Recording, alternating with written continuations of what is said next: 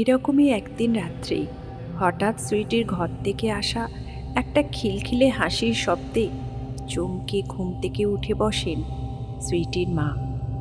হ্যাঁ, কোনো ভুল নেই, ওটা তারই হাসির শব্দ। যে মেয়ে কিনা সারাদিনে কারো সাথে কথা বলে না, সারাক্ষণ মনমরা হয়ে বসে থাকে, সে হঠাৎ মাঝরাতে এমন একা একা হাসছে দেখে একটু অবাকই হন তিনি। কৌতূহলী হয়ে তাড়াতাড়ি ছুটে যান মেয়ের ঘরে। সুইটির ঘরের দরজা আলতো করে ভেজানো ছিল, ঘরে কোনো লাইট ছিল না। সুইটির মা ঘরের আলোর সুইচটা অন করতে গেলেও কোনো কারণে সেটাও জ্বলে না। অতঃপর মোবাইলের আলোয় যে দৃশ্য তিনি দেখতে পান, তাতে তার কথা বলার শক্তিটুকুও লোপ পেয়ে গেল। কি দেখল সুইটির মা তার ঘরে ঢুকে? কোন বিভীষিকা অপেক্ষা করেছিল তার জন্য?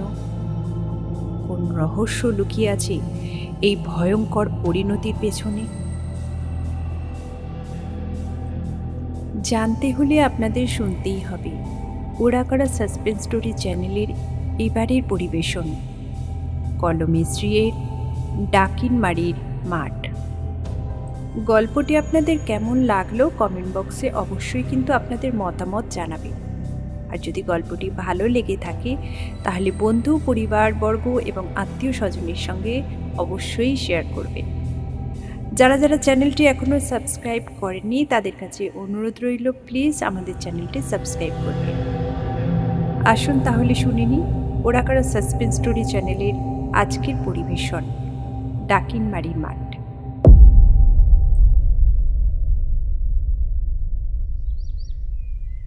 এই যে জেঠু, শুনছেন? বলছি কি, ওই টমসন সাহেবের বাংলোটা কোন দিকে জানেন? শুভ্রর প্রশ্নে থমকে দাঁড়ালো লোকটা, যদিও কোনো উত্তর দিল না। সম্ভবত জায়গাটার নামটা ভালো করে বুঝতে পারেনি। প্রশ্নটা আবারও রিপিট করে শুভ্র। বলছি টমসন সাহেবের বাংলোটা ঠিক কোন দিকে বলতে পারবেন? লোকটা খানিক ভুরু কুচকে তাকিয়ে রইল ওদের দিকে। টমসন সাহেবের বাংলো ওই নামে এদিকে তো। কিছুটা সহজাত গ্রামীণ ভঙ্গিতে কতকটা আপন মনেই বিড়বিড় করে লোকটা। তারপর কি একটা মনে পড়ার ভঙ্গিতে বলে, ও ওই নীল সাহেবের কুঠির কথা কইতেছেন? এবারে শুভ্রর সাথে বাকি চারজনও শশব্যস্তভাবে মাথা নেড়ে হ্যাঁ বলে ওঠে। হ্যাঁ হ্যাঁ, ওই বাড়িটার কথাই বলছি। আমরাও শুনেছিলাম যে বাড়িটা আগে নাকি নীলকুঠি ছিল। ওদের মধ্যেই অঙ্কিতা নামের একটি মেয়ে বলে ওঠে কথাটা। ওর কথা শুনে লোকটা হঠাৎ কেমন যেন গম্ভীর হয়ে যায়। তারপর একটু থেমে জিজ্ঞেস করে, হেথায় কি কাম আপনা গো? সৌনক এতক্ষণ চুপ করেছিল, এবার সে নিজেই এগিয়ে এসে লোকটার প্রশ্নের উত্তর দেয়। আসলে আমরা ওই দু একটা ছবি টবি তুলতাম আর কি। শুনেছি অনেক পুরনো বাড়ি, তাই একটু কৌতূহল ছিল। আপনারা শহুরে লোক, আমাকে মতো গ্রামের লোকের কথা শুনবেননি জানি, তবু কইতাছি ওই বাড়ি ভালো নি, না যাইলেই ভালো করবেন। এতক্ষণে লোকটার কথায় মজা লাগে ওদের। ব্যাপারটার মধ্যে বেশ একটা ট্রেডিশনাল ভূতের গল্পের গন্ধ পাওয়া যাচ্ছে। বাড়িটার যে একটা বদনাম আছে এটা ওরা কলকাতা থাকতেই শুনেছিল। এখন লোকটার কথায় সে ব্যাপারটা আরও স্পষ্ট হলো। সৌনক কোনো মতে মুখের হাসিটা চেপে যতটা সম্ভব সিরিয়াস গলায় প্রশ্ন করে, কেন, বাড়িতে কি ভূত আছে নাকি? হ্যাঁ, গেলে কি হবে? লোকটা আগের মতোই গম্ভীর গলায় উত্তর দেয়, কি আসে যায় অত কইতে পারুম না, তবে না গেলেই ভালো করতেন। ওই জমি ভালো নি, ওই যে বাড়ি ডাকিনীমারির মাঠের মধ্যে পড়ে, ওই মাঠ ভালো নি, ওই মাঠ ভালো নি। শেষের কথাগুলো কেমন যেন ফিসফিস করে বলে লোকটা। ডাকিনমারির মাঠ, ইন্টারেস্টিং নেম। মনে মনে নামটা একবার উচ্চারণ করে পিউ। লোকটা এবারে খুব সন্তর্পণে চারিদিকে একবার তাকায়, তারপর আগের মতোই ফিসফিসে গলায় বলে, ও আমি জানি না গো বাবুরা, ওইখানে যেই যায় তার সর্বনাশ হয়। ওই জমিতে মায়া আছে। জাদু জানে ওই জমি, জাদু জানে। এতটা রাস্তা ট্রেন জার্নি করে আসার পর মাঝ রাস্তায় দাঁড়িয়ে এই গালগপ্প শুনতে আর ভালো লাগছিল না শুভ্রর। এবার সে লোকটাকে কিঞ্চিত তাড়া লাগানোর ভঙ্গিতে বলল, আচ্ছা আচ্ছা, সে আমরা বুঝে নেবক্ষণ। আপনি একটু কাইন্ডলি বলুন যে রাস্তাটা কোন দিকে। লোকটা স্থির দৃষ্টিতে খানিকক্ষণ তাকিয়ে থাকে ওদের দিকে, তারপর হাতের ইশারায় বাঁদিকে ঢালু রাস্তাটা দেখিয়ে অদ্ভুত ঠান্ডা গলায় বলে, এই পথ ধরে সোজা চলে যান, মিনিট 20 হাঁটলেই দেখতে পাবেন। যাইতেছেন যান, তবে আধার নামার আগে ফিরে এলেই ভালো করবেন। ওরা আর কথা না বাড়িয়ে তখনকার মতন লোকটার কথা সম্মতি জানিয়ে বাঁদিকের মেঠো পথ ধরে। স্টেশনে নেমেই ওরা কোনো একটা গাড়ি বুক করতে চেয়েছিল, কিন্তু এদিকটা একেবারে গ্রাম, তাই ক্যাব পরিষেবা আশা করাটাই বৃথা। আর বড় গাড়ি যেমন মারুতি বা এমন কিছু গ্রামের সরু রাস্তায় ঢুকবে না। এছাড়া স্টেশনের যে রিক্সা বা টোটোগুলো ছিল তাদের কেউই কেন জানি না এ পথে আসতে রাজি হলো না। বিস্তর ভাড়ার লোভ দেখেও কাউকে রাজি করাতে না পেরে শেষটায় হাঁটাপথই ধরতে হয়েছে ওদের। ওরা দলে মোট 5 জন আছে, শুভ্র, অঙ্কিতা, পিউ, সৌনক আর ঋত্বিক। সেই হায়ার সেকেন্ডারি লেভেল থেকেই ওদের বন্ধুত্ব। কলেজের গণ্ডি পেরিয়ে আজও সেই বন্ধুত্ব অটুট আছে। যদিও মাঝে মাঝে যে টুকটাক মনোমালিন্য হয়নি তা নয়, তবে সেসব নেহাতি সাময়িক। আজ ওদের এখানে আসার 2টো উদ্দেশ্য আছে। প্রথমটা নিছকই সব বন্ধুরা মিলে একটা আউটিং করা, কিন্তু সেই কারণটা অবশ্যই গৌণ। দ্বিতীয় উদ্দেশ্যটাই আসল। এই জায়গাটার নাম ছোট বকুলপুর। বেড়াতে আসার জন্য এহেন অদ্ভুত একটা স্পটের খোঁজ সৌনকই প্রথম এনেছিল। এত জায়গা থাকতে এত দূরে এমন একটা গঞ্জগ্রামে ঘুরতে আসাটা সত্যিই খুব অস্বাভাবিক। তবে এটার পেছনে একটা কারণ আছে, আর সেই কারণটাই হলো টমসন সাহেবের বাংলো। কলকাতায় থাকতে একদিন কোন একটা ফেসবুক গ্রুপে এই বাংলোটার নাম প্রথম দেখেছিল সৌনক। সেখানেই বাড়িটার কথা প্রথম পড়ে সে। বহু বছর আগে নাকি এই জায়গায় জলা জঙ্গলে ভরা একটা বিশাল মাঠ ছিল। তারপর আজ থেকে প্রায় 150 বছর আগে পল টমসন নামের এক নীল সাহেব জায়গাটা পরিষ্কার করে একটি নীল কুঠি তৈরি করেন। বাড়িটাকে নিয়ে গ্রামের লোকেদের মধ্যে বেশ কিছু ইন্টারেস্টিং স্টোরি প্রচলিত আছে। এক কথায় বলতে গেলে বাড়িটা হন্টেড। মূলত ভূত দেখার লোভেই এখানে আসা ওদের। ইয়াং বয়সে এই ভূত দেখার উদ্ভট শখ অনেকেরই থাকে। ওরাও তার ব্যতিক্রম নয়। এর আগেও বেশ কিছু তথাকথিত হরর প্লেস ভিজিট করেছে ওরা, বাট অ্যাজ ইউজুয়াল কোথাও কিচ্ছু পাওয়া যায়নি। ওদের মধ্যে একমাত্র ঋত্বিকেরই যদিও এসব কিছুতে বিশেষ আগ্রহ নেই। গ্রামের মেঠো আলপথ ধরে হাঁটতে হাঁটতে বেশ অনেকটাই এসে পড়েছিল ওরা। এমন সময় আকাশে হঠাৎ মেঘের শব্দ শোনা গেল। অনেকক্ষণ থেকেই পশ্চিম আকাশে মেঘ জমতে শুরু করেছিল। যদিও এই অসময়ে বৃষ্টি নামার কথা নয়, কিন্তু প্রকৃতির খেয়াল কে বা বলতে পারে। হাত ঘড়িতে এখন বেলা প্রায় 3টে বাজে, কিন্তু আকাশে মেঘ থাকার দরুন বিকেল ঘনিয়ে এসেছে বলে মনে হচ্ছে। আবারও গুড়গুড় শব্দে মেঘ ডেকে উঠল আকাশে। মনে হচ্ছে খুব শীঘ্রই বৃষ্টি নামবে। মেঘের আস্তরণ ঘন হয়ে কেমন যেন গুমোট আর কালো দেখাচ্ছে চারপাশ। হাঁটতে হাঁটতে আকাশের দিকে একবার তাকায় ঋত্বিক। তারপর কি মনে হতে একটু ইতস্তত করে বলে, তোরা ভাই জেদ করে এখানে না এলেই পারতিস। এখানের বাতাসে কেমন যেন নেগেটিভ এনার্জির প্রেজেন্স ফিল করতে পারছি। কিন্তু ওর কথা প্রায় শেষ হতে না হতেই সজোরে হেসে ওঠে সৌনক। অঙ্কিতা ঋত্বিকের ভঙ্গির নকল করে বলে, হ্যাঁ, এখানের বাতাসে কেমন যেন নেগেটিভ এনার্জির প্রেজেন্স ফিল করতে পারছি। ভাই, তোকে আমাদের সাথে ওস্তাদি করে কে আসতে বলেছিল বলতো? আরে বুঝলি না, ইনি এমনিতেই ভিতর ডিম, তার উপর ওই যে ওই লোকটা কী সব বলে গেল, ব্যাস এনারও হয়ে গেল। ইনি এখন বাতাসেও ওই নেগেটিভ এনার্জির প্রেজেন্স ফিল করতে শুরু করেছেন, বুঝলি? কিন্তু যাই বল সৌনক, লোকটার কথাবার্তা বেশ ইন্টারেস্টিং। কি যেন নামটা বলেছিল? ওই তো ডাকিন মারির মাঠ। And see finally we are also here. পিউয়ের প্রশ্নের উত্তর দিতে দিতেই সামনে তাকিয়ে উল্লসিত কণ্ঠে শুভ্র বলে ওঠে। কথা বলতে বলতে ওরা খেয়াল করেনি হাত 2 দূরে একটা ভগ্নপ্রায় বাড়ির ধ্বংসাবশেষ দেখা যাচ্ছে। সত্যি কুঠিই বটে। কোনো এককালে নিশ্চয়ই প্রাসাদ প্রতিম হাভেলি ছিল, কিন্তু আজ তার যা হতশ্রী অবস্থা তাতে করে তাকে আর বাড়িও বলা যায় কিনা সে বিষয়ে যথেষ্ট সন্দেহ আছে। Wow, incredible, what a view! পিউয়ের গলায় বিস্ময়ের রেস ঝরে পড়ে। এতক্ষণে বেশ জোরে হাওয়া দিতে শুরু করেছে। মেঘের ডাকও পাল্লা দিয়ে বাড়ছে ক্রমশ। আর বাক্য ব্যয় না করে দ্রুত সামনের দিকে পা চালায় ওরা। বাড়িটার চারপাশে একসময় উঁচু পাঁচিল ঘেরা ছিল, কিন্তু কালের নিয়মে সে সবই প্রায় খসে পড়েছে।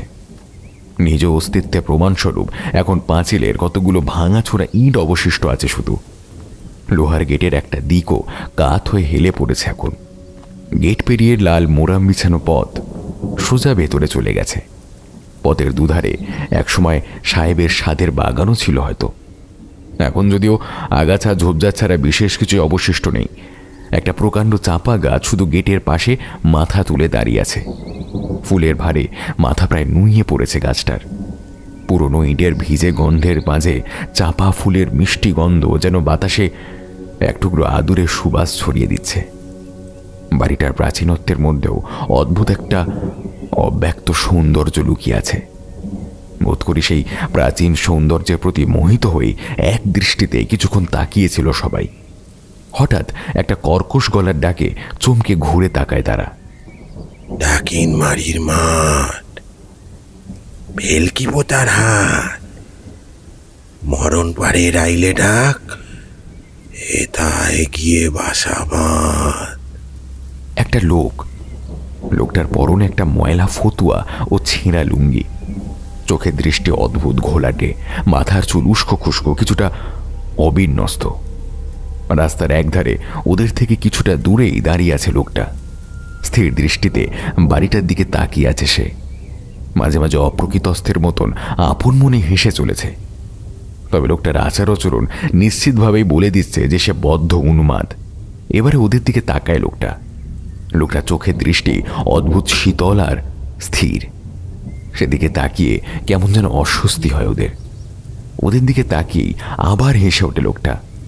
তারপর আগের মতোই সেই একই রকম একঘেয়ে ঘ্যাস ঘ্যাসে সুরে বলে ওঠে, ডাকিন মারির মাঠ, ভেলকি পোতার হাট, মরণ পারে রাইলে ডাক, এথায় গিয়ে বাসা বাঁধ।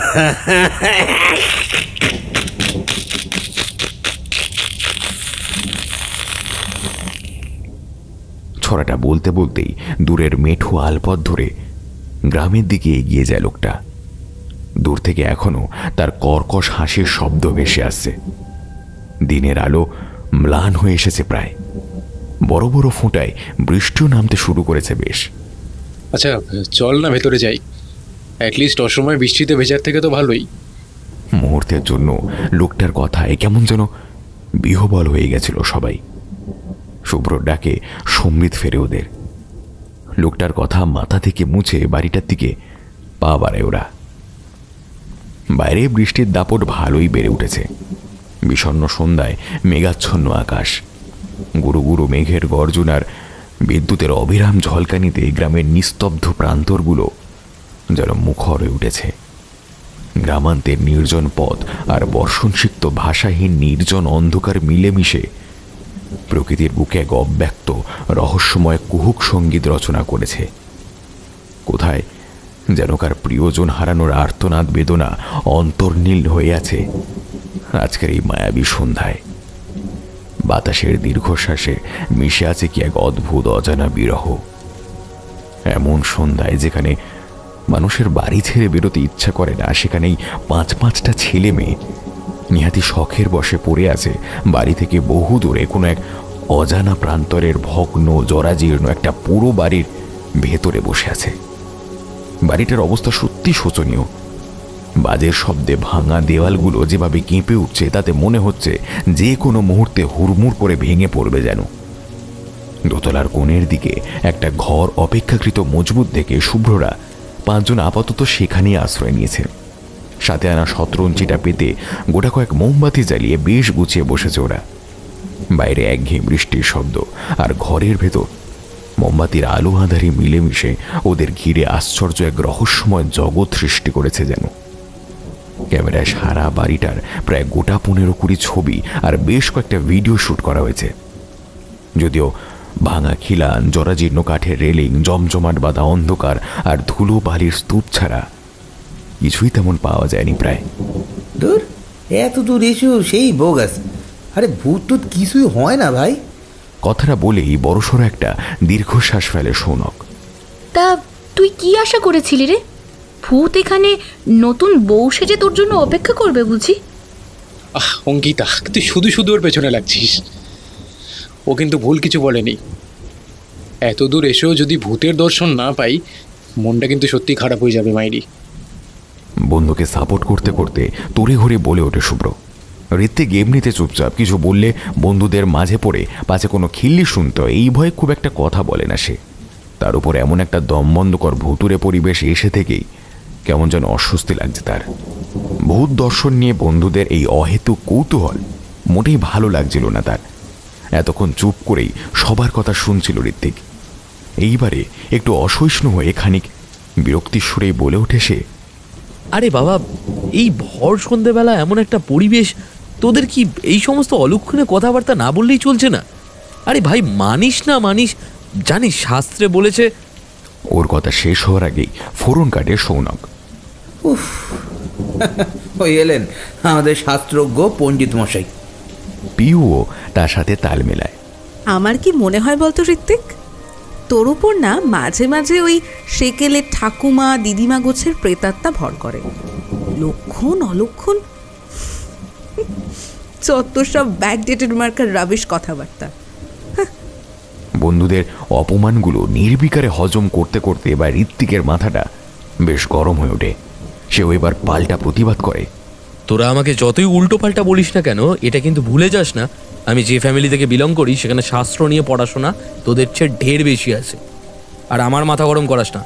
মনে রাখিস, আমার শরীরে কিন্তু মিলিটারি রক্ত বইছে, তাই আমি একবার রেগে গেলে কি হতে পারে সেটা তোরা চিন্তাও করতে পারবি না। এই ভাই, এত সুন্দর একটা পরিবেশে এসেও তোদের নিজেদের মধ্যে ঝামেলা না করলে চলছে না নাকি? আর ভাই ঋত্বিক, তুই যখন নিজেকে এতটাই এক্সট্রা অর্ডিনারি মনে করিস, তখন আমাদের সঙ্গে মিশতে কে বলে তোকে? এতক্ষণের বাদানুবাদে কিছুটা চটে গিয়েই বলে ওঠে শুভ্র। পরিস্থিতি ঠান্ডা করতে এবার পিউ বলে, আরে আরে আরে চিল চিল চিল, আচ্ছা আচ্ছা আচ্ছা চিল। এভাবে নিজেদের মধ্যে ঝামেলা করে কি লাভ? তার চেয়ে চল আন্তাক্ষরী খেলা যাক। সৌনকের কিন্তু পিউর প্রস্তাবটা বিশেষ পছন্দ হয় না। সে তৎক্ষণাৎ তার কথায় বাদ সাধে। আরে ধুর, ওসব এখন ভালো লাগছে না। এমন পরিবেশে হেরে গলা ছেড়ে গান গাওয়া শুরু করলে লোকে আমাদের না ভূত ভেবে তেড়ে আসে। তার চেয়ে চল প্রত্যেকে একটা করে ভয়ের কিছু গল্প বলা যাক। একমাত্র ঋত্বিক ছাড়া বাকি সবারই মোটামুটি সৌনকের প্রস্তাবটা পছন্দ হয়। ঋত্বিক প্রথমে একটু আপত্তি করলেও শেষমেশ বন্ধুদের চাপে পড়ে ওকেও রাজি হতে হয়। অতএব বাইরে বৃষ্টির সাথে পাল্লা দিয়ে গল্পের আসর শুরু হলো। প্রথমে গল্প বলার পালা আসলো অঙ্কিতার। বন্ধুদের দিকে তাকিয়ে খানিক ভেবে অঙ্কিতা বলে, আপাতত অনেক ছোটবেলায় শোনা একটা গল্পের কথা মনে পড়ছে, সেটাই বলছি, শোন। তবে আমি অত গুছিয়ে বলতে পারবো না কিন্তু। আরে তুই যেমন পারিস তেমন করেই বল না। সৌনক ওকে আশ্বস্ত করে। সবার উৎসাহে নিজের মতন করে গল্প বলতে শুরু করে অঙ্কিতা। এই গল্পটা সুইটি নামের একটা বাচ্চা মেয়ের গল্প। মেয়েটার একটা পুতুল ছিল। পুতুলটাকে খুব ভালোবাসত সে, এমনকি পুতুলটার একটা নামও দিয়েছিল ও, ডলি। এই ডলি ছিল সুইটির প্রাণ। সারা দিন পুতুলটার সাথেই ওর দিন কাটত। পুতুলটাকে খাওয়াতো, তার সাথে গল্প করত, যেন সেটা কোনো পুতুল নয়, বরং ওটা যেন একটা মেয়ে, ওর খেলার সাথী, ওর বান্ধবী। একদিন পুতুলটাকে নিয়ে বাগানে বসে খেলছিল মেয়েটা। বেলা গড়িয়ে প্রায় দুপুর হতে চললেও ঘরে আসার কোনো লক্ষণ নেই তার। ওর মা অনেকক্ষণ ধরে ডাকাডাকি করেও স্নানের জন্য আনতে পারল না ওকে। ওর সেই একই কথা, ডলি তো যেতে চাইছে না মাম্মাম, আমি একটু পরেই ওকে নিয়ে আসছি। কিন্তু মেয়েটার বাবার কানে কথাটা যেতেই তিনি রাগে একদম অগ্নিশর্মা হয়ে উঠলেন। রাগের চোটে বাগানে গিয়ে ছোট্ট মেয়েটার গালে সপাটে একটা থাপ্পড় কষিয়ে বললেন, বেয়াদব মেয়ে কোথাকারে, পুতুল নিয়ে তোমার আধিক্যতা দিন দিন খালি বেড়েই চলেছে না? দাঁড়াও দাঁড়াও, আজ তোমার পুতুলের আমি কি হাল করি দেখো খালি। বলতে বলতেই মেয়েটার হাত থেকে পুতুলটা ছিনিয়ে নিলেন তিনি। মুহূর্তের মধ্যে ছিঁড়ে টুকরো টুকরো করে ফেললেন পুতুলটাকে। বাচ্চা মেয়েটাকে বাধা দেবার সামান্য সুযোগটুকু অবধি দিলেন না। কিন্তু লোকটির এই তাৎক্ষণিক রাগের ফল হলো মারাত্মক। এই ঘটনার পর প্রচণ্ড শখেই হোক বা অন্য যে কোনো কারণেই হোক ধুম জ্বর এলো মেয়েটার। জ্বরের ঘোরে ভুল প্রলাপ বকা শুরু করলো সে। বাড়িতে ডাক্তার ডাকা হলো। ডাক্তার বলল, পুতুলটাকে চোখের সামনে ওভাবে ব্রুটালি ছিঁড়ে ফেলতে দেখে প্রচণ্ড মেন্টাল শক পেয়েছে ও, আর সেই ট্রমা থেকেই হয়তো এমনটা হয়েছে। ডাক্তারবাবু বাচ্চাটির জন্য একটা নতুন পুতুল কিনে আনার পরামর্শ দিলেন। বললেন এতে হয়তো শক থেকে তাড়াতাড়ি ওভারকাম করতে পারবে। ডাক্তারের পরামর্শ মেনে ওষুধপত্রের পাশাপাশি নতুন পুতুলও এনে দেওয়া হলো। কিন্তু কোনো কিছুতেই যেন কিছু হলো না। নতুন আনা পুতুলটাকে ছুঁয়ে অবধি দেখল না সে।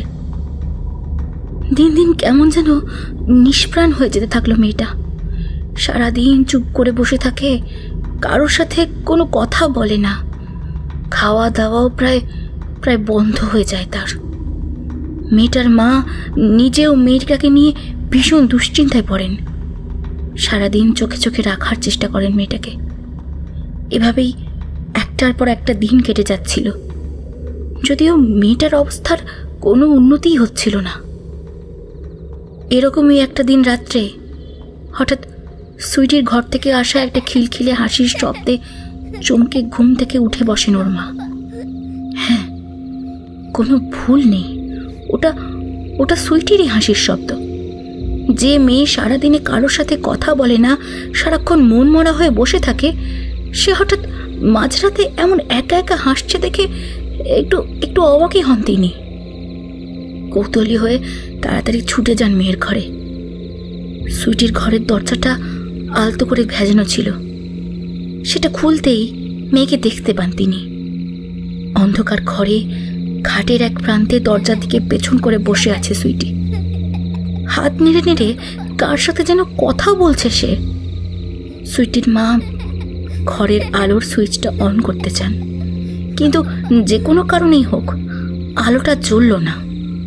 অগত্যা হাতের মোবাইলটার ফ্ল্যাশ অন করে পায়ে পায়ে মেয়ের দিকে এগিয়ে যান তিনি। কিন্তু সুইটির কাছে যেতেই মোবাইলের আলোয় যে দৃশ্য তিনি দেখতে পান, তাতে তার কথা বলার শক্তিটুকু যেন লোপ পায়। এ কি দেখছেন তিনি? এ তো তার মেয়ে সুইটি নয়। এ কে? সুইটির মুখের চামড়া এখন অবিকল দোকানে রাখা সফট টয়গুলোর মতো দেখাচ্ছে। কোনো এক অলৌকিক জাদুমন্ত্র বলে তার পুরো শরীরটাই যেন বড়সড় একটা সফট টয়তে পরিণত হয়েছে। মেয়েকে দেখে আঁতকে ওঠেন সুইটির মা। আর ঠিক সেই মুহূর্তে অদ্ভুত যান্ত্রিক গলায় সুইটি বলে ওঠে, পাপা তো ডলিকে মেরে ফেলেছিল মাম্মাম, তাই দেখো ডলি এবার আমার মধ্যেই ফিরে এসেছে। ও এবার আমাকে নিয়ে যাবে মাম্মাম। এবার আর কেউ আমাদের আলাদা করতে পারবে না। কথাটা শেষ হওয়ার সাথে সাথেই সুইটির দেহটা অদ্ভুতভাবে বিকৃত হয়ে যেতে শুরু করে। মনে হয় কেউ যেন ধীরে ধীরে ওর একটা একটা করে হাত পা মুচড়ে ছিঁড়ে দিচ্ছে, খুবলে নিচ্ছে ওর চোখ। আর সহ্য করতে পারে না সুইটির মা। মর্মান্তিক আর্তনাদ করে চিৎকার করে ওঠেন তিনি। মাঝরাতে স্ত্রীর এমন বীভৎস চিৎকারে সুইটির বাবারও ঘুম ভেঙে যায়। তিনি তাড়াতাড়ি মেয়ের ঘরে ছুটে এসে আলোটা জ্বালান। এখন কিন্তু খুব সহজেই জ্বলে ওঠে সেটা। আর আলোটা জ্বলতেই ঘরের ভেতরের দৃশ্য দেখে প্রচণ্ড আতঙ্কে স্তব্ধ হয়ে যান তিনি। সারা ঘরের মেঝে গাঢ় লাল রক্তের ধারায় ভেসে যাচ্ছে, আর তার মাঝেই ছিন্ন বিচ্ছিন্ন হয়ে পড়ে আছে সুইটির ছোট্ট দেহটা। দেখে মনে হচ্ছে কেউ যেন প্রবল আক্রোশে তার দেহটাকে ছিঁড়ে টুকরো টুকরো করে ফেলেছে। আর পাশেই পাশেই অজ্ঞান হয়ে পড়ে আছে তার মা। একটানা গল্প বলতে বলতে কোথায় যেন হারিয়ে গিয়েছিল অঙ্কিতা। ওর গল্প শেষ হতেই ঘরের মধ্যে অদ্ভুত একটা নিস্তব্ধতা নেমে আসে। নীরবতা ভঙ্গ করে পিউই প্রথম কথা বলে।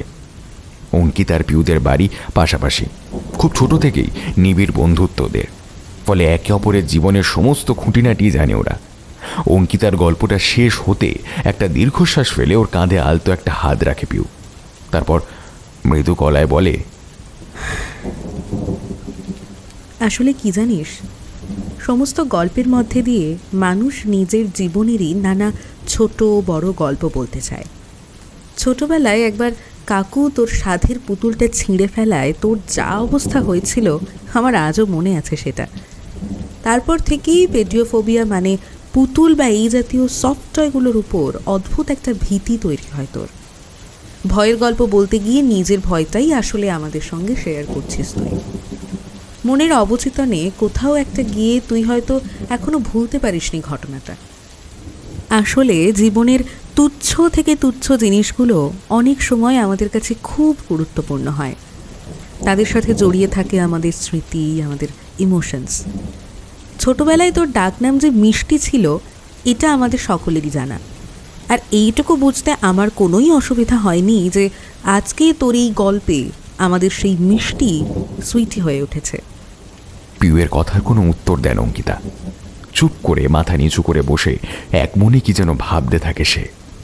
বাকিরাও কেউ কি বলবে ঠিক বুঝে উঠতে পারে না। ঋত্বিক শুধু স্টিলের ফ্লাক্সটা থেকে কফি ঢেলে একে একে সবার দিকে এগিয়ে দেয়। কারো মুখে কোনো কথা ফোটে না, এক মনে কফির কাপে চুমুক দেয় সবাই। ঘরের ভেতরের গুমোট আর নিস্তব্ধ ভাবটা কাটিয়ে ওঠার জন্য এবার পিউ নিজেই একটা গল্প শুরু করে। এই বাড়িটা নিয়ে যে গল্পটা প্রচলিত আছে সেটা মোটামুটি আমাদের সবারই কম বেশি জানা, বাট তবুও সেটাকেই না হয় গল্পের মতো করে আমি বলি, কারণ এই মুহূর্তে আর তেমন কিছু আমার মাথায় আসছে না। গল্পটা জানা হলেও এই পরিবেশে এই বাড়িতে বসে এর পুরনো ইতিহাসের গল্প শুনতে বেশ থ্রিলিংই লাগবে। এটা মনে করে পিউয়ের প্রস্তাবে কেউ কোনো আপত্তি করল না। নিজের মতো করে এই নীলকুঠির গল্পটাই বলতে শুরু করলো পিউ। আজ থেকে প্রায় 150 বছর আগে মিস্টার পল টমসন নামের এক সাহেব এই বাড়িটা তৈরি করেন। সাহেব তার স্ত্রী মারিয়াকে নিয়ে চলে আসেন এই বাড়িতে বসবাস করার জন্য। সাহেব আর তার স্ত্রীর মধ্যে যথেষ্টই ভালো সম্পর্ক ছিল, অথচ এ বাড়িতে এসে থেকে সাহেবের মধ্যে একটা অদ্ভুত পরিবর্তন দেখা যায়। দিন দিন কেমন যেন চুপচাপ হয়ে যান তিনি। স্ত্রীর সাথে তার সম্পর্কও নাকি ক্রমশ খারাপ হতে থাকে। তারপর একদিন আসে সেই রাত, সেই ভয়াল বিভীষিকাময় রাত। আমরা এখন যে ঘরটায় বসে আছি এটাই ছিল সাহেবের সেই স্ত্রী মারিয়ার বসার ঘর। একদিন এ ঘরের জানলার পাশে নিজের বিছানার উপর বসেই হয়তো এক মনে কিছু একটা চিন্তা করছিলেন তিনি। খোলা জানলা দিয়ে এক দৃষ্টে বাইরের দিকে তাকিয়েছিলেন। বাইরে তখন মিঠে জ্যোৎস্নার নরম আলো খেলা করছে। সেই স্নিগ্ধ জ্যোৎস্না মেম সাহেবের ফর্সা মুখটার উপরে পড়ে তাকে হয়তো স্বর্গের দেবীদের মতোই অপরূপ সুন্দরী লাগছিল। দেখে মনে হচ্ছিল এ বাড়ির কোথাও যেন এক টুকরো বিষণ্ণতা কিংবা অন্ধকার লুকিয়ে থাকতেই পারে না। কিন্তু যেটা দেখা যায় সেটাই কি সত্যি হয় সব সময়? আসলে আলোর ঠিক নিচেই লুকিয়ে থাকে জমাট বাঁধা নিকষ কালো অন্ধকার। তাকে কেউ দেখতে পায় না, কিন্তু সকলের অগোচরে হলেও সে থাকে। এ বাড়ির আপাত উজ্জ্বল ঝলমলে আলোর নিচেও সেভাবেই ধীরে ধীরে জমাট বেঁধে উঠেছিল একটা চাপা অন্ধকার। তাকে কেউ দেখতে পায়নি। চাঁদের আলো মেখে জানলার পাশে বসে থাকতে থাকতে তার জন্য কোন আসন্ন বিপদ অপেক্ষা করে আছে তা হয়তো স্বয়ং মেম সাহেবও বুঝতে পারেননি সেদিন। দেখতে পাননি কোন কুটির অভিসন্ধি নিয়ে তার ঠিক পিছনেই এসে দাঁড়িয়েছেন তার স্বামী টমসন। সাহেবের হাতে এখন উদ্যত একটা বন্দুক। ঘটনাটা বোঝার জন্য স্ত্রীকে বিন্দুমাত্র সময় দেননি তিনি। মেম সাহেব কিছু বোঝে ওঠার আগেই পিছন থেকে ভেসে আসে একটা তীক্ষ্ণ বন্দুকের গুলির শব্দ, আর সেই শব্দের সাথেই মুহূর্তে ছিন্ন বিচ্ছিন্ন হয়ে যায় সাহেবের স্ত্রীর দেহ, রক্তে ভেসে যায় তার নরম বিছানাটা। তারপর আর একটা গুলির শব্দ, আর সব শেষ। পরদিন গ্রামবাসীরা এসে এ বাড়ি থেকে দুটো দেহ উদ্ধার করেন, একটা সাহেবের আর একটা তার স্ত্রীর। এখানকার প্রচলিত বিশ্বাস অনুসারে যে জমিটার উপরে সাহেব এ বাড়ি তৈরি করেছিলেন সে জমিটা আগে জলা জঙ্গলে ঘেরা এক বিশাল মাঠ ছিল। লোকের কথা অনুযায়ী সে মাঠ নাকি অভিশপ্ত। এ মাঠকে নিয়ে গ্রামবাসীদের মধ্যে নানান গুজব প্রচলিত আছে। সবাই বলে এখানে যেই আসে তারই নাকি বোধবুদ্ধির লোপ পায়, সে নানান রকমের উল্টো পাল্টা জিনিস হ্যালুসিনেট করতে শুরু করে। তাছাড়া এখানে আসলে নাকি মানুষের মধ্যে এক অচেনা আদিম প্রবৃত্তি জেগে ওঠে, যার বশবর্তী হয়ে এসে নিজের কাছের মানুষগুলোকেও শত্রু ভাবতে শুরু করে। এ সমস্ত গল্পই আমি নেটে পড়েছিলাম, তবে নীলকুঠি হওয়ার আগে জায়গাটার নাম কি ছিল তা জানতাম না। আজ সকালে ওই লোকটার মুখে প্রথম শুনলাম নামটা, ডাকিনমারির মাঠ। যাই হোক, জায়গাটা নিয়ে তো এমনিতেই বদনাম ছিল, তার উপরে সাহেব আর তার স্ত্রীর রহস্যজনক মৃত্যুর ফলে জায়গাটা ঘিরে স্থানীয় মানুষের মধ্যে আরও আতঙ্কের সৃষ্টি হয়। পারতপক্ষে গ্রামের মানুষ এ জায়গাটাকে এক প্রকার এড়িয়েই চলে। তবে কে বলতে পারে এ বাড়ির আনাচে কানাচে এখনো হয়তো সেই মৃত সাহেব আর তার সুন্দরী স্ত্রীর আত্মাই ঘুরে বেড়ায়। এতটা বলে পিউ এবার থামে। বাইরে তখনও একটানা মুষলধারে বৃষ্টি হয়ে চলেছে। বৃষ্টির দাপট দেখে মনে হচ্ছে কোন এক মহাপ্রলয়ের ফলে সৃষ্টির অন্তিম ক্ষণ হয়তো আজই এসে উপস্থিত হয়েছে। বৃষ্টির শব্দ, পুরনো বাড়ির অন্ধকার কোণ থেকে ভেসে আসা তক্ষকের ডাক, আর আর এমন একটা গল্প মিলেমিশে অদ্ভুত একটা মায়াবী রহস্য যেন ঘিরে ধরেছিল ওদের। কিছুক্ষণ আবার সব চুপচাপ।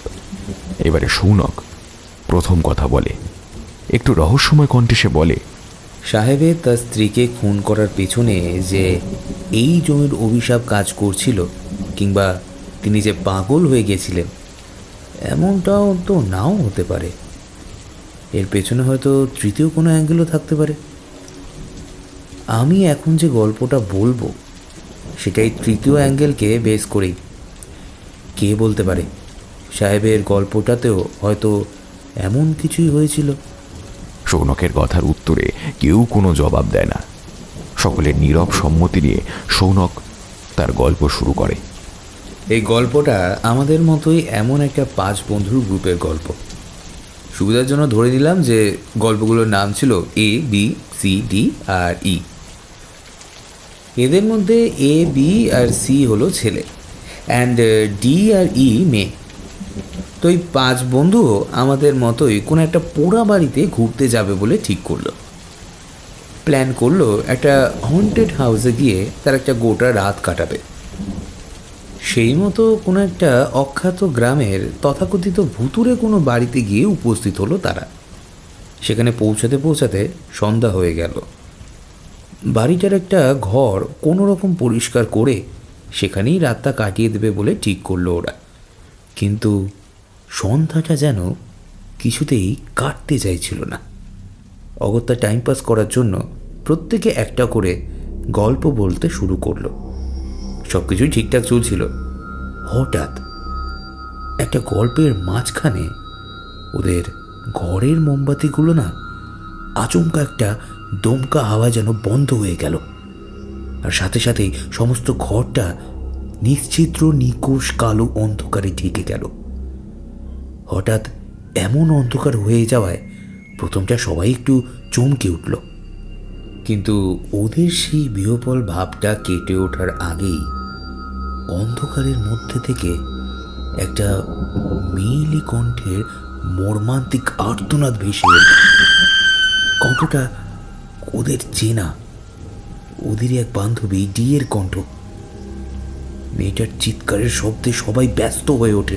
কিছুক্ষণের মধ্যেই নতুন করে মোমবাতিও ধরানো হয়, কিন্তু মোমবাতির আলো জ্বলে উঠতেই আটকে ওঠে ওরা। কারণ ঘরের মধ্যে তখন আর 5 জন জীবিত ব্যক্তি ছিল না, ছিল 4 জন। বাকি 1 জন মানে সেই মেয়েটা যার চিৎকারের শব্দ পাওয়া গেছিল, তার দেহটা এখন ঘরের মধ্যে উপর হয়ে পড়ে আছে। সেই দেহে 1 ফোঁটাও প্রাণের স্পন্দন অবশিষ্ট নেই। আর অন্ধকারের মধ্যেই অস্বাভাবিকভাবে মারা গেছে সে। ঘরে ওরা 5 জন ছাড়া আর কেউ ছিল না। তবে কি মেয়েটার মৃত্যুর জন্য ওদের বন্ধুদের মধ্যে কেউ দায়ী? ওই পোড়া বাড়িটাতে কি কোনো রহস্য আছে যার জন্য এমনটা হলো? না, ব্যাপারটা তা নয়। আসল কারণটা জানতে হলে আমাদের সবার আগে এই 5 বন্ধুর পারস্পরিক সমীকরণটা একটু জানা দরকার। আর এখানেই আমাদের গল্পের মেইন টুইস্ট লুকিয়ে আছে। এই 5 বন্ধুর গ্রুপেরই মধ্যে 2টো কাপল আছে। ডি মানে মৃত মেয়েটি হলো এ নামক ছেলেটির প্রেমিকা, আর বি আর ই হলো আরেক কাপল। বাট বাট বাট বাট বিষয়টা কিন্তু এতটা সহজ নয়। মাই ফ্রেন্ডস, এবার গল্পটাকে আরেকটু জটিল করা যাক। আমাদের নায়িকা ডি ইদানিংকালে একে ছেড়ে বিয়ের দিকে ঝুঁকতে শুরু করেছিল। অ্যান্ড ইউজুয়ালি ব্যাপারটা দুজনের পার্টনারই জানতে পেরেছিল। বাট ফ্রেন্ডশিপ নষ্ট হওয়ার ভয়ে কেউই মুখ খোলেনি। কিন্তু কতদিন এভাবে মুখ বুজে থাকা যায়? হ্যাঁ, কতদিন নিজের সব থেকে নিজের কাছের মানুষটা, নিজের প্রিয় বন্ধুটার কাছ থেকে এমন বিট্রায়াল মেনে নেওয়া যায়? হ্যাঁ, বাকিটা আমি বলবো না। ডিয়ের অস্বাভাবিক মৃত্যুর জন্য ওর নিজের পার্টনারই দায়ী না, এর পেছনে বিয়ের প্রেমিকার হাত আছে। সেটা আমি এই গল্পের শ্রোতাদের উপরই ছেড়ে দিলাম। সৌনক হয়তো আরো কিছু বলতে যাচ্ছিল, কিন্তু তার আগেই চেঁচিয়ে ওঠে Piu. Enough is enough Sounak, কি বলতে চাইছিস কি তুই? আর আর আর আর এটা কি কিসের ভূতের গল্প? গল্পের নাম করে ঠিক কি বোঝাতে চাইছিস কি তুই? পিউয়ের এমন আচমকা প্রশ্নে সব একটু অপ্রস্তুত হয়ে পড়ে। একমাত্র যাকে উদ্দেশ্য করে কথাগুলো বলা হলো সেই মানুষটা মানে সৌমক কিন্তু কথাগুলো নিজের গ্রাহ্যর মধ্যেই আনলো না। হঠাৎ সমস্ত ঘরের নিস্তব্ধতাকে মুহূর্তে চূর্ণ বিচূর্ণ করে দিয়ে বিকট স্বরে হেসে উঠল সে। মোমবাতির হলদেটে আলোয় তার চোখগুলো কেমন যেন ঘোলাটে দেখাচ্ছে। এই মুহূর্তে তাকে দেখে অপ্রকৃতস্থের মতোই মনে হচ্ছে। হাসির দমকটা কাটিয়ে সামান্য ঘোর লাগা কণ্ঠে সে বলল, কোনটায় না প্রিপিউ? আমি কি এমন বললাম যে তোর এত গায়ে লেগে গেল? কোথাও এই 5 বন্ধুর গ্রুপের মতো আমাদের এই গ্রুপেও এমন 2 জন বিশ্বাসঘাতক লুকিয়ে নেই তো? হ্যাঁ, যারা নিজের পার্টনারের সাথে সাথে এতদিনের বন্ধুত্বটাকেও কলঙ্কিত করছে। আর ভূতের গল্প বলার তো শর্ত ছিল না, কথা ছিল ভয়ের গল্প বলার। বন্ধুত্বের আড়ালে লুকিয়ে থাকা ছদ্মবেশ বিশ্বাসঘাতকের থেকে বেশি ভয়ঙ্কর আর কি হতে পারে বলতে পারিস? Shut up show, just shut up. তোর এই সন্দেহবাদে কি কোনোদিনও যাবে না? আমি আর শুভ্র ভালো বন্ধু। Damn idiot, we are just friends, that's it. ও বাট আমি তো তোদের কথা বলিনি পিউ। আমি তো জাস্ট একটা গল্প বলছি। তোর তাতে এত গায়ে লাগছে কেন বলতো? দেখ শো, তুই কি বলতে চাইছিস আর না চাইছিস সেটা কিন্তু আমি খুব ভালোই বুঝতে পারছি। আর তুই যে অন্যের উপর আঙুল তুলছিস, তুই নিজে পারফেক্ট তো। আমার আগে তোর আরও 2টো মেয়ের সাথে রিলেশন ছিল, এমনকি একটা টাইমে তুই তুই তুই অঙ্কিতাকে অব্দি লাইক করতিস, ইনফ্যাক্ট এখনও করিস। আর আর আর আর এইসব কিছু জানা সত্ত্বেও আমি তো তোর সঙ্গেই আছি। কোনোদিন তোর পাস নিয়ে বা তোর কোনো বিহেভিয়ার নিয়ে কিচ্ছু আমি বলিনি। ব্যাপারটা হয়তো আরও অনেক দূর করাতো, কিন্তু বাকিরা মিলে পরিস্থিতিটা কিছুটা সামাল দেয়। সবাই মিলে বুঝিয়ে ওদের 2 জনকেই কোনো মতে চুপ করানো হয়। পরিবেশটা আবার আগের মতন স্বাভাবিক করতে এবার ঋত্বিক একটা গল্প বলতে শুরু করে। আচ্ছা, তোদের কি মনে হয় মৃত্যুর পর মানুষের কি কোনো চেতনা বা অনুভূতি থাকে? যদি ধরে নিই যে থাকে, তবে কি একটা মানুষ তার যে মৃত্যু ঘটেছে এটা বুঝতে পারে? এই প্রশ্নের উত্তর নিয়েই আমার আজকের গল্প। কিন্তু গল্পটা আর বলা হয় না ঋত্বিকের, কারণ তার আগেই একটা ঝোড়ো হাওয়ায় হঠাৎ কিভাবে যেন ঘরের সবকটা মোমবাতি একসাথে নিভে যায়। সমস্ত ঘরটা নিশ্ছিদ্র অন্ধকারে ঢেকে যায়, ঠিক একটু আগে সৌনকের বলা গল্পটার মতো। আচমকা নেমে আসা এই অন্ধকারে সবাই প্রথমটা একটু চমকে যায়। এরপর অবিকল যেন সৌনকের বলা গল্পটারই পুনরাবৃত্তি ঘটতে থাকে। গল্পের মতোই ঘরের ভেতরের গুমট অন্ধকার চিরে ভেসে আসে এক নারী কণ্ঠের আর্তনাদ। ও আসছে, ও আসছে ডলি, ডলি, ডলি, ও আসছে, ও আমাকে ডলি, ডলি, ও আসছে, ও আমাকে আমাকে। মেয়েটার কথা শেষ হয় না, তার আগেই একটা তীক্ষ্ণ আর্তনাদের শব্দে তার কথাগুলো যেন হঠাৎই ফুরিয়ে যায়। চিৎকারটা শুনে সবাই আরো চমকে ওঠে। এটা যে অঙ্কিতার গলা। মুহূর্তের হতবিহবল ভাবটা কাটিয়ে ঘরের মধ্যে আবার মোমবাতি জ্বালানোর জন্য তৎপর হয়ে ওঠে সবাই। যদিও সবারই মনে তখন একটা চাপা উত্তেজনা কাজ করছিল, সবাই যেন আসন্ন কোনো একটা বিপদের আশঙ্কায় চঞ্চল হয়ে উঠছিল ক্রমশ। আর মোমবাতির আলো জ্বলে উঠতেই ওদের আশঙ্কা সত্যি বলে প্রমাণিত হলো। ঘরের মধ্যে এখন আর 5 জন জীবিত ব্যক্তি নেই, আছে 4 জন, কারণ বাকি একজন এখন মৃত। ওদের সবার মাঝখানে ঘরের ঠিক যেখানটায় অঙ্কিতা বসেছিল তার থেকে সামান্য দূরে উপর হয়ে আছে ওর দেহটা। চোখগুলো যেন কি এক অজানা ভয় ঠিকরে বেরিয়ে এসেছে, ঠোঁটের কোলবে গড়িয়ে এসেছে তাজা রক্তের দাগ। দেখেই বোঝা যাচ্ছে তার দেহে এখন এক ফোঁটাও প্রাণের স্পন্দন নেই। প্রাথমিকভাবে দেখে মনে হচ্ছে কোনো কিছুতে প্রচণ্ড ভয় পেয়ে কিংবা কোনোভাবে শ্বাসরুদ্ধ হয়ে মারা গিয়েছে সে। প্রথমটায় অঙ্কিতার এমন অবস্থা দেখে ঘরে উপস্থিত 4 জনই প্রচণ্ড ভয় আর বিস্ময়ে আঁতকে ওঠে। তাড়াতাড়ি সবাই ছুটে যায় ওর দিকে, কিন্তু এখন আর কিচ্ছু করার নেই। পাথরের মূর্তির মতন স্থির হয়ে মেঝেতে শুয়ে আছে অঙ্কিতা। তবে এরপরেই আসল সমস্যা দেখা দিল। প্রাথমিক শকের ধাক্কাটা কাটিয়ে উঠতেই শুরু হয় পারস্পরিক বাদানুবাদ। বিধ্বস্ত কণ্ঠে পিউ বলে ওঠে,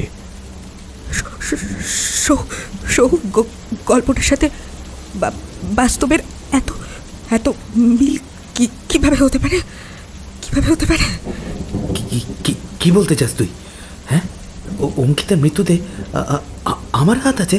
কি? ওকে ওকে মেরে আমার লাভটা কি? ওর সাথে কি আমার কোনো শত্রুতা ছিল? বরং ওর মৃত্যুতে তোর আর শুভ্রর লাভ অনেক বেশি। ও না থাকলে তোদের ফষ্টি নষ্টি করতে আরও খানিক সুবিধা হবে। তাছাড়া অঙ্কিতা যেখানে বসেছিল সেখানে আমার থেকে শুভ্রর বেশি অ্যাডভান্টেজ ছিল ওকে হার্ম করার, আর ওর কাছে রিজনও ছিল। এনাফ! অনেকক্ষণ ধরে তোর বাজে বকবক শুনছি আমি সৌনক। অঙ্কিতাকে আমি পাগলের মতো ভালোবাসি। আমি ওকে খুন করব, এটা তুই বলতে পারছিস? কান্না জড়ানো গলায় সৌনকের উপর চিৎকার করে ওঠে শুভ্র। তুই যদি না হোস তবে পিও হতে পারে। অঙ্কিতা তো তোদের দুজনের মাঝখানেই বসেছিল। প্লিজ সৌনক, প্লিজ প্লিজ চুপ কর তুই, এবার অন্তত চুপ কর। অঙ্কিতার এমন অবস্থা আর তুই তখন থেকে এসব বলে যাচ্ছিস। 5 জন একসাথে হই হই করতে এসেছিলাম আমরা, আর এখন ওর বাবা মাকে কি জবাব দেবো আমরা? জবাব দেব? কান্নায় বুঝে আসে পিউয়ের গলা, কিন্তু ওর কান্নার শব্দে বিন্দু মাত্র বিচলিত হয় না সৌনক। উল্টে খানিক অবজ্ঞা সুরে বলে, এখন হঠাৎ অঙ্কিতার জন্য এত চিন্তা হচ্ছে কেন তোর? যাতে তোদের পথের কাঁটা দূর হয় সেজন্য তো মনে মনে আমার আর অঙ্কিতার মৃত্যু কামনাই করতিস তোরা। অবজ্ঞা সুরে রৌনক হয়তো আরো অনেক কিছুই বলতো, কিন্তু ওকে থামিয়ে দেয় ঋত্বিক। কিছুটা ঝাঁঝে সুরে সে বলে, কি শুরু করেছিস কি তোরা? এমন একটা মর্মান্তিক অ্যাক্সিডেন্ট হয়ে গেছে আর তোরা কিনা নিজেদের মধ্যে এইভাবে কুকুর বেড়ালের মতো ঝগড়া করছিস। ফর গড সেক তোরা এবার একটু চুপ কর প্লিজ। আর কিছু না হোক, অন্তত অঙ্কিতার কথা ভেবে, আমাদের এতগুলো বছরের বন্ধুত্বের কথা ভেবে একটু থাম। ঋত্বিকের কথায় সম্ভবত কাজ হয় কিছুটা। নিজেদের মধ্যে ঝামেলা থামিয়ে কিছুটা ধাতস্থ হয় ওরা।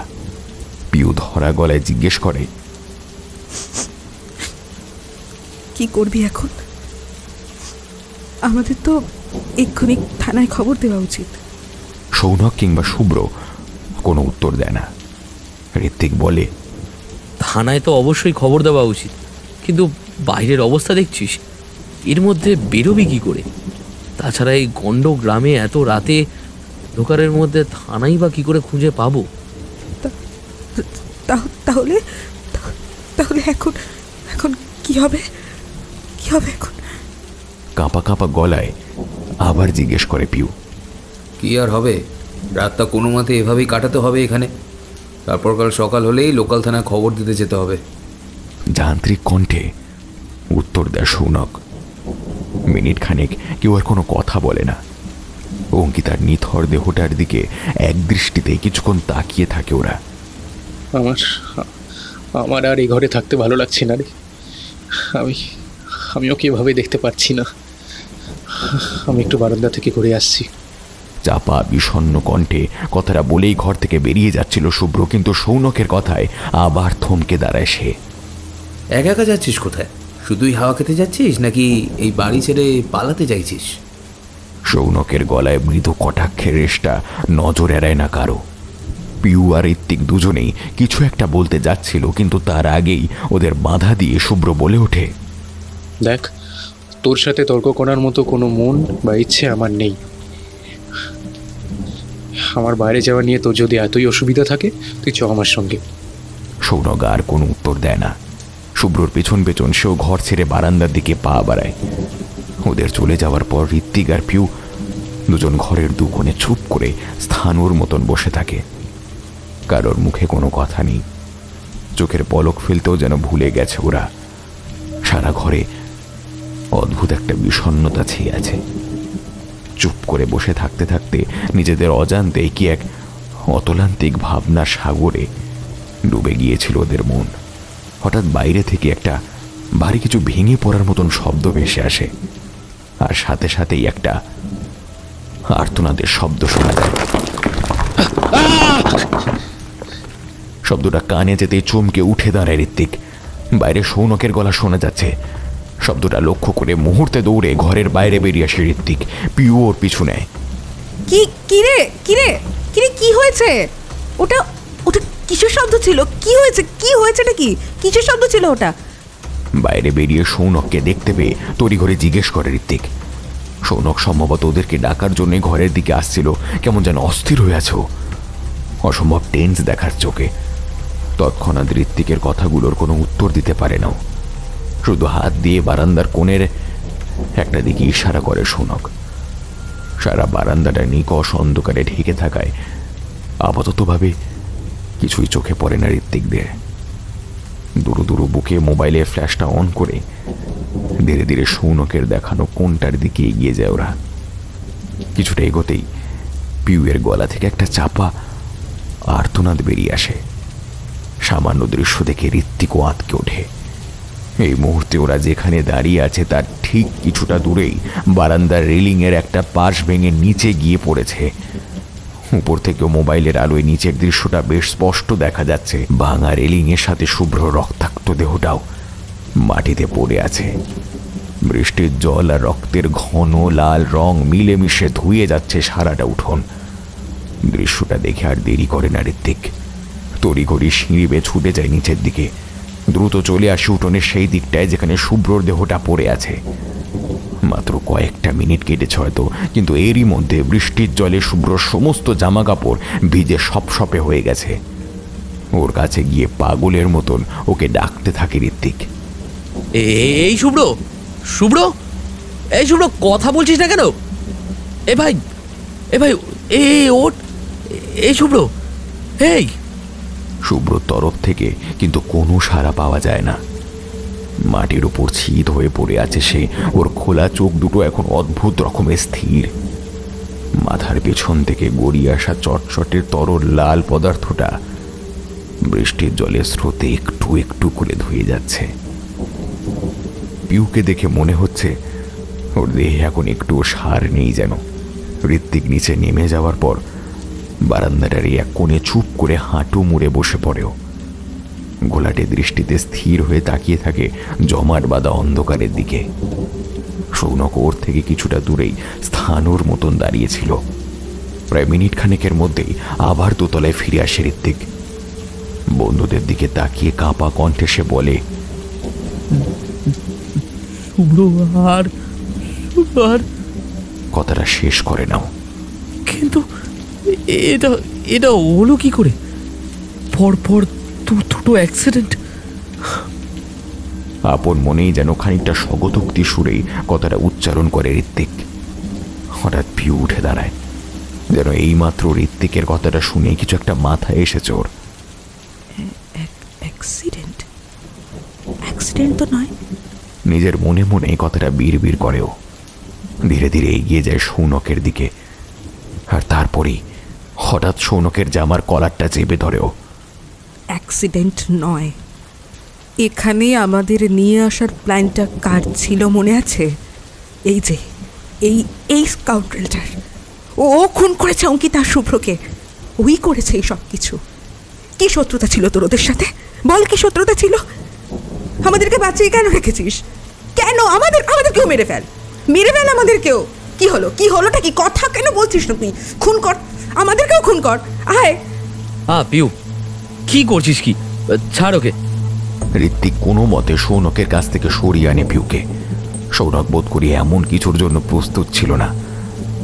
তারপর দুটো মৃত্যুতে সেও বাকিদের মতন খানিক বিহবল হয়ে পড়েছে সম্ভবত। ঋত্বিক পিউকে সরিয়ে নিতে সৌনক ধরা গলায় বলল, বিশ্বাস কর, আমি কিচ্ছু করিনি। শুভ্র ওই রেলিংটার উপর হেলান দিয়ে দাঁড়িয়েছিল। হঠাৎ সামনে কি দেখে অঙ্কিতার নাম ধরে চিৎকার করে উঠলো। আমিও সাথে সাথেই তাকালাম সেদিকে, কিন্তু কিছুই দেখতে পেলাম না। ওকে দেখে মনে হচ্ছিল হঠাৎ যেন খুব ভয় পেয়েছে ও। কিন্তু আমি কিছু জিজ্ঞেস করার আগেই রেলিংটার গায়ে প্রচণ্ড চাপ দিয়ে ঠেসে দাঁড়ায় ও, যেন কিছু একটা এগিয়ে আসছে ওর দিকে। তারপর আমি কিছু বুঝে ওঠার আগে সব শেষ। আমার মনে হচ্ছে বাড়িটায় সত্যি কিছু আছে। আমাদের এই বাড়িটাতে আসা উচিত হয়নি। ঋত্বিক কিছু একটা উত্তর দিতে যাচ্ছিল, কিন্তু হঠাৎ পিউয়ের আকস্মিক চিৎকারে সৌনকের সাথে সাথে সে নিজেও চমকে ওঠে।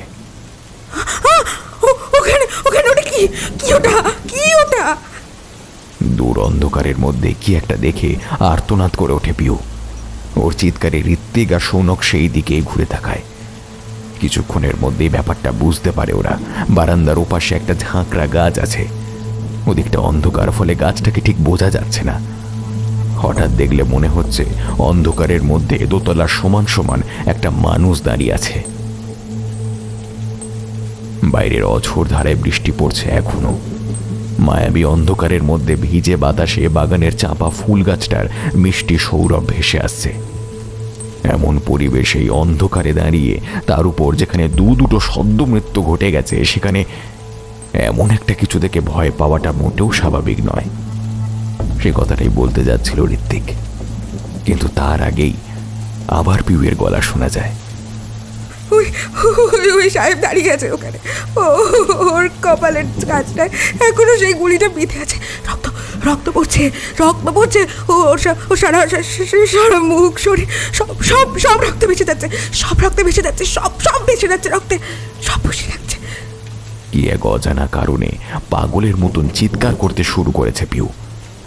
পিউ, কি হয়েছে তোর? কি হয়েছে? দেখ ওটা শুধু একটা কাঁচ। অন্ধকারে বোঝা যাচ্ছে না বলে তোর এসব মনে হচ্ছে। দেখ ওখানে কিচ্ছু নেই। মোবাইলের আলোটা অন্ধকারের উপর ফেলে পিউকে আশ্বস্ত করার চেষ্টা করে সৌনক। হ্যাঁ পিউ দেখ, ওই দেখ কিচ্ছু নেই ওখানে। সব ঠিক বলেছে। তোর মাথায় ওই সাহেবের গল্পটা গেঁথে আছে বলে তুই এইসব বলছিস। ঋত্বিক ওকে বোঝানোর চেষ্টা করে, কিন্তু পিউয়ের যেন সমস্ত বোধ বুদ্ধি লোপ পেয়েছে হঠাৎ। ওদের কথা যেন ওর কানেই পৌঁছায় না। আগের মতোই পাগলের মতন চিৎকার করতে থাকে ও। এগিয়ে আসছে আমার দিকে। না, আমাকে মেরো না। কোনো এক অজানা আতঙ্কে দিক বিদিক জ্ঞান শূন্য হয়ে অন্ধকারের মধ্যেই বারান্দা পেরিয়ে সিঁড়ির দিকে ছুটে যায় পিউ। ওর এমন আকস্মিক ব্যবহারে ঋত্বিক আর সৌনক দুজনেই যেন হতবম্ব হয়ে যায়। তবে পিউয়ের পিছন ওরাও প্রায় সঙ্গে সঙ্গে ছুটে যায়, কিন্তু ততক্ষণে আরও একটা অঘটন ঘটে গেছে। অন্ধকারের মধ্যে তাড়াতাড়ি ছুটে সিঁড়ি পেরোতে গিয়ে পা পিছলে সিঁড়ি থেকে গড়িয়ে পড়েছে পিউ। ব্যাপারটা বোঝা মাত্রই ওকে ধরার জন্য ছুটে যায় শৌনক, কিন্তু ওর পক্ষে আর পিউয়ের কাছে পৌঁছানো সম্ভব হলো না, কারণ তার আগেই সিঁড়িতে গড়িয়ে একতলায় পড়ে পিউ। দেওয়ালের একটা কোণে সজোরে ওর মাথাটা ঢুকে যায়। 3-3টে অ্যাক্সিডেন্টের পরে বাড়িতে আর এক মুহূর্ত থাকার ইচ্ছে হলো না ঋত্বিকের, কিন্তু এদিকের বাইরে বেরোনোর যে উপায় নেই, বৃষ্টি থামার কোনো লক্ষণ নেই, উল্টে আবহাওয়া যেন ক্রমশই আরও খারাপ হচ্ছে। ঘন ঘন বাজ পড়ার শব্দে বারংবার মাটি কেঁপে উঠছে। এ বাড়িতে কিছু একটা আছে। কাঁপা কাঁপা কণ্ঠে কথাটা বলে সৌনকের দিকে তাকায় ঋত্বিক। যদিও সৌনকের কাছ থেকে কোনো উত্তর পাওয়া যায় না। পিউয়ের ঘটনাটার পর প্রায় ঘন্টাখানেক কেটে গেছে, কিন্তু তারপর থেকেই সৌনক কেমন যেন চুপ হয়ে আছে। এতক্ষণে একটাও কথা বলেনি সে। ওর কানে ঋত্বিকের একটা কথাও ঢুকেছে বলে মনে হয় না। কেমন যেন পাথরের মতো নিশ্চল হয়ে গেছে ছেলেটা। অন্ধকারে ওর মুখের দিকে তাকিয়ে থাকতে থাকতেই হঠাৎ একটা কথা মনে পড়ে ঋত্বিকের। বিকেলে দেখা সেই পাগলটার কথা। কি যেন বলেছিল লোকটা? একটা ছড়া। হ্যাঁ, কিছু একটা ছড়া বলেছিল লোকটা। ডাকিন মারির মাঠ, ভেলকি পোতার হাট, মরণ পারে আইলে ডাক, হেথায় গিয়ে বাছা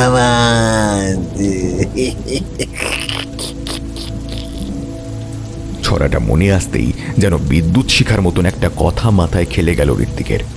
ভেলকি মানে তো ভোজবাজি, মানে এমন কিছু একটা যেটা চোখে দেখা গেল সত্যি নয়। হঠাৎ একটু আগে পিউয়ের মুখে শোনা সাহেবের গল্পটাও মনে পড়ে গেল ঋত্বিকের।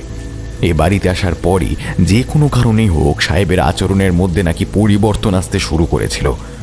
ওদের বন্ধুদের মধ্যে এত বছরে কোনোদিন তেমন একটা ঝগড়াঝাটি হয়নি বললেই চলে, কিন্তু আজ সন্ধ্যে থেকে, মানে এই বাড়িতে আসার পর থেকেই অকারণে বারবার ওদের মধ্যে ঝামেলা হয়েছে।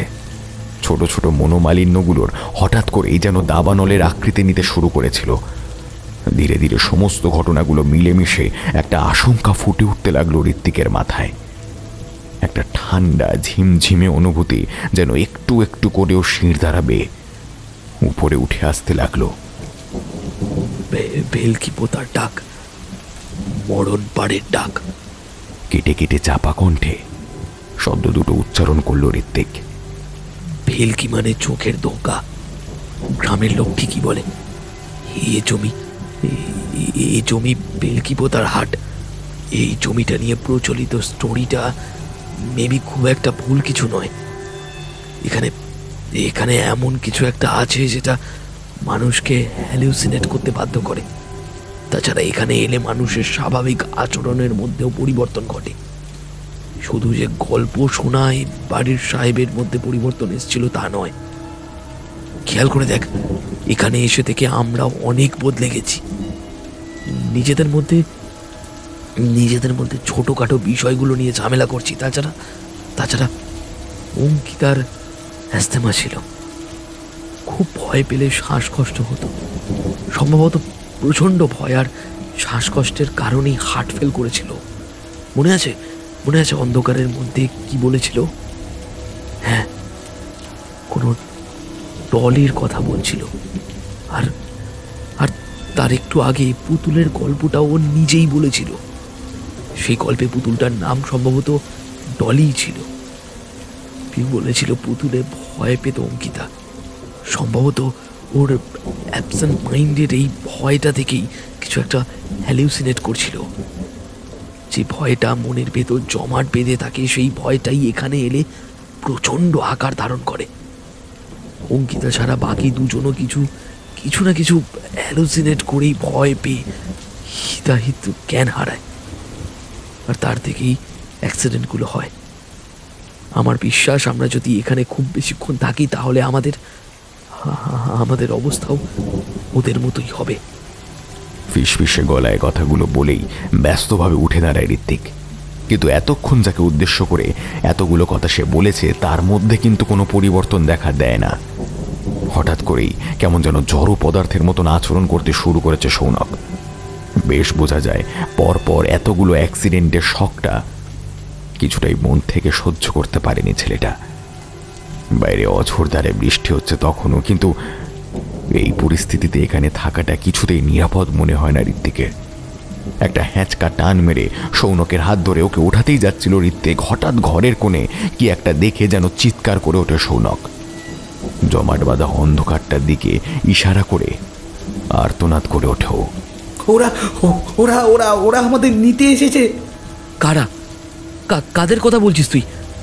ওখানে তো কেউ নেই। সৌনকের আচরণে অবাক হয়ে জিজ্ঞেস করে ঋত্বিক। আরে আরে ওরা ওরা দেখতে পাচ্ছিস না তুই? অঙ্কিতা, পিউ, শুভ্র, ওরা দাঁড়িয়ে আছে। ওরা দাঁড়িয়ে আছে আমাদের জন্য। আমাদের নিয়ে যাবে ওরা। কেউ বাঁচবো না আমরা, কেউ বাঁচবো না। পাগলের মতন চিৎকার করে ওঠে সৌনক। ব্যাপারটা কি ঘটছে বুঝতে আর এক মুহূর্ত সময় লাগে না ঋত্বিকের। সৌনকও হ্যালিসিনেট করতে শুরু করেছে। বেশি দেরি হলে হয়তো আর কিছু ভাবতে পারে না ঋত্বিক। প্রবল ঝড় বৃষ্টি আর বাজের শব্দকে উপেক্ষা করে সৌনকের হাত ধরে এক প্রকার জোর করেই ওকে নিয়ে বাইরে বেরিয়ে আসতে যায়। কিন্তু হঠাৎ একটা পরিচিত কণ্ঠের ডাকে ওকেও একবার থমকে দাঁড়াতে হয়। আমাদের একা ফেলে চলে যাচ্ছিস যে?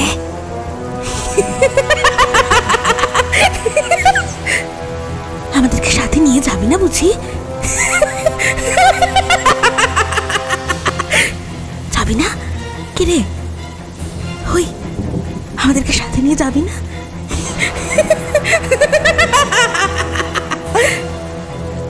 একটা নারী কণ্ঠের অট্ট হাসিতে মুহূর্তে কেঁপে ওঠে সমস্ত চরাচর। পিউ? অস্পষ্ট সুরে নামটা উচ্চারণ করেই চমকে ফিরে তাকায় ঋত্বিক।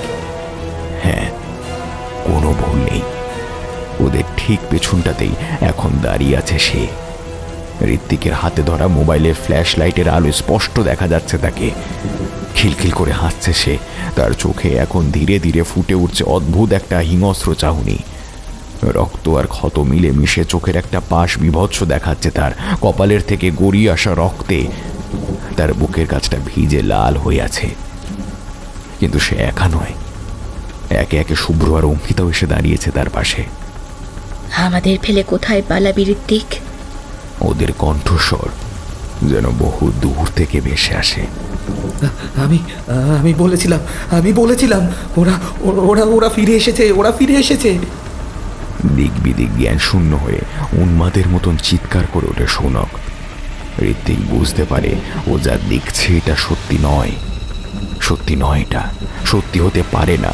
এ সবটাই হয়তো ভেলকি, চোখের ফাঁকি, মায়া, সবটাই মায়া। কিন্তু তা সত্ত্বেও নিজের মনকে যেন প্রবোধ দিতে পারে না ও।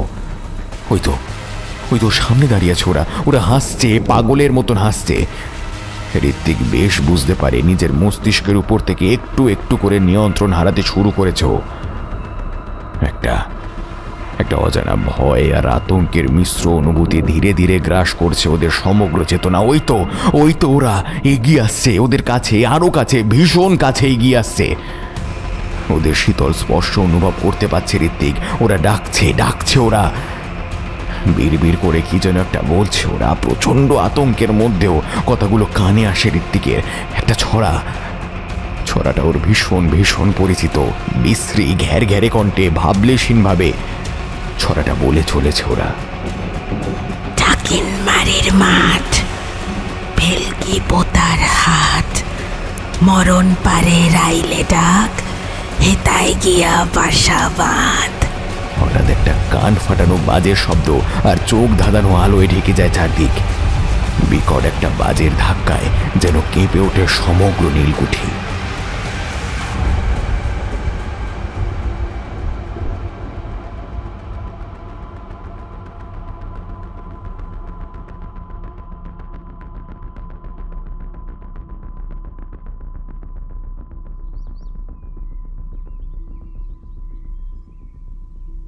বেলা একটু বাড়তেই গ্রামের শেষ প্রান্তের ভগ্ন জরাজীর্ণ বাড়িটাকে ঘিরে ছোট্ট একটা ভিড় তৈরি হয়।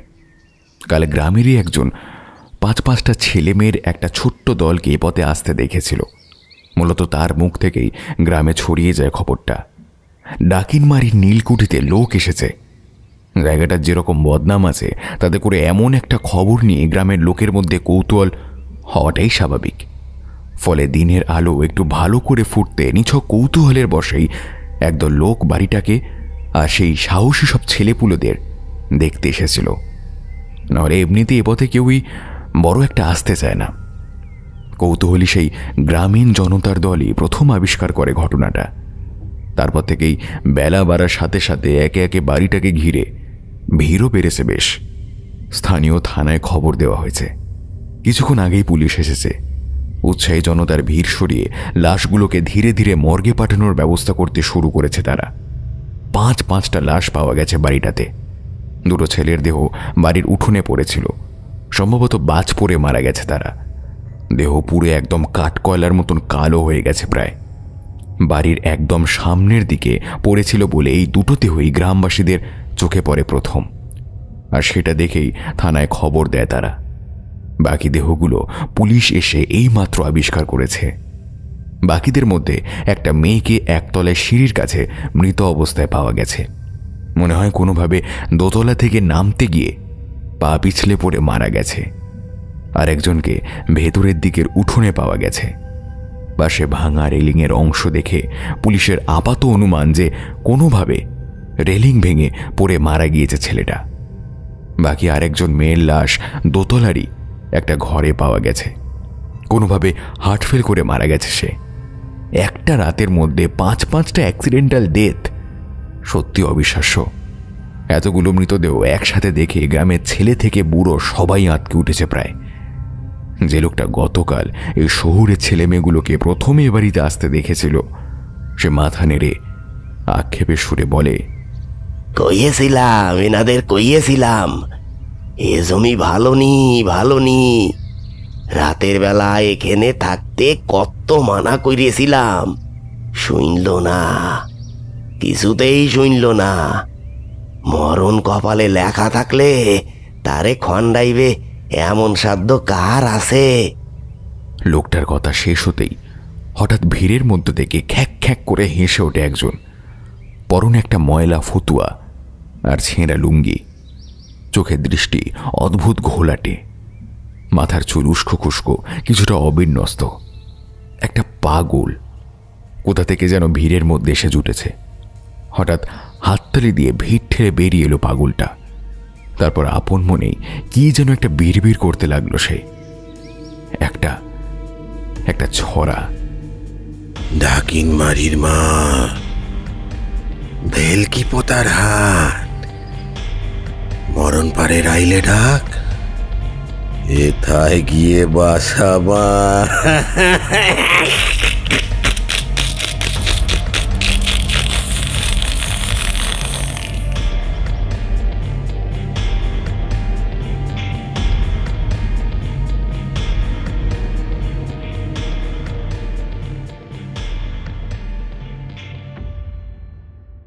আজকের গল্পটি আপনাদের কেমন লাগলো কমেন্ট বক্সে আপনাদের মতামত অবশ্যই জানাবেন।